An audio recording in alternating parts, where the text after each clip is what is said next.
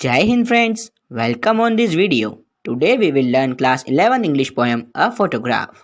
अब हम जानते हैं इस पोएम के पोइट के बारे में। शर्ली टोल्सन इस पोएम की पोएट हैं।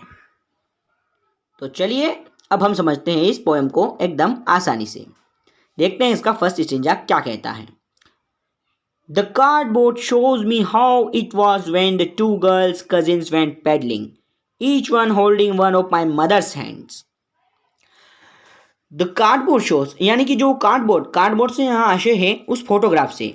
वह किस प्रकार लेखिका है, जो ऑथर है, जो पोएट है, उसको शो करता है कि दो गर्ल्स जिन्होंने लेखिका की मदर का हाथ पकड़े हुए हैं वह पेडलिंग कर रहे हैं यानी कि समुद्र के किनारे चल रहे हैं। And she the big girl some 12 years और सो, और जो बड़ी लड़की है उनकी मदर है जो 12 साल की हैं। All three stood still to smile through their hair at the uncle with the camera. A sweet face, my mother's. That was before I was born. और जब वो समुद्र के किनारे पेडलिंग कर रहे हैं तो वहाँ पर हवाएं चल रही हैं। हवाओं के कारण उनके बाल जो हैं वो उनके मुंह पर आ चुके हैं, और लेकिन वो भी फिर भी स्माइल कर रही हैं। और उनके एक अंकल हैं, उनके हाथ में कैमरा है जिससे उन्होंने वह फोटोग्राफ निकाला है। A sweet face, my mother's, जो स्वीट उनकी मदर का बिल्कुल स्वीट फेस है, और ये फेस जो है वो लेखिका के जन्म से पहले का है। And the sea which appears to have changed less, और जो समुद्र है जिसमें कम बदलाव होता है।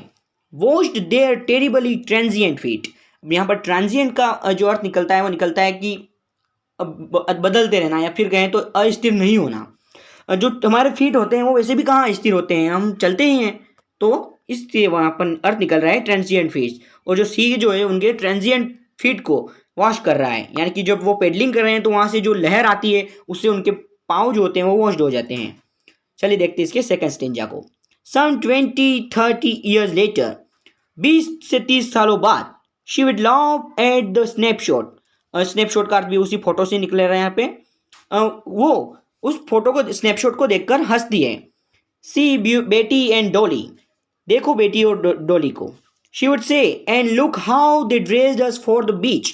इसमें बेटी और डोली कौन है, तो वो दो कजिन्स हैं जिन्होंने पोएट की मदर का हाथ पकड़ा हुआ था। और वो किसकी कजिन्स है, यानी कि पोएट की कजिन्स हैं, पोएट की मदर की कजिन्स हैं। और उनको कहती है, उनके ड्रेस के बारे में बताती है। 20 से 30 सालों के बाद उस फोटोग्राफ को देखकर पोएट की मदर जो होती है वो देख उनकी जो बेटी और डोली होती है, इसके ऊपर क्वेश्चन बन सकता है कि हु वर टू कजिन्स, तो आपको आंसर देना पड़ेगा बेटी और Dolly. The sea holiday was her past, mine is her laughter, both wry with the laboured ease of loss. और फिर वो बेटी और डोली को बताती है उस फोटो को देखकर कि तुमने किस प्रकार से ड्रेस जो उनका था, और ये जो याद जो थी वो लेखिका की मदर के लिए वो फोटोग्राफ को देखकर एक उनका पास्ट याद दिलाता था, लेकिन पोएट को वो स्नैपशॉट देखकर ही पूरा का पूरा लेखिका का जो कहें तो उसकी मदर का पास्ट याद आता था।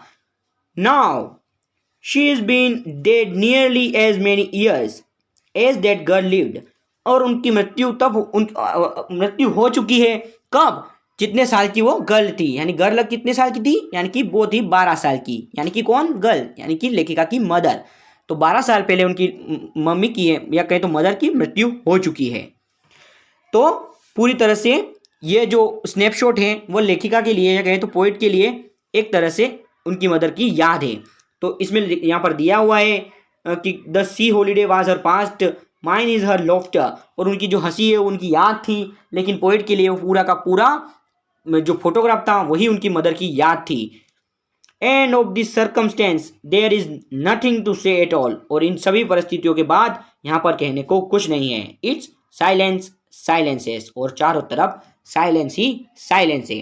तो किस प्रकार से जो पोएट को अपनी मदर की जो याद आती है इस फोटोग्राफ को देखकर, तो इसी पोएम में यही था। अगर आपको ये वीडियो पसंद आया है तो वीडियो को लाइक कीजिएगा, अपने अधिक से अधिक फ्रेंड्स के बीच शेयर कीजिएगा। अगर आपने अभी तक हमारे चैनल को सब्सक्राइब नहीं किया है तो चैनल को सब्सक्राइब कर बेल आइकन को जरूर प्रेस कीजिएगा। Thanks for watching this video.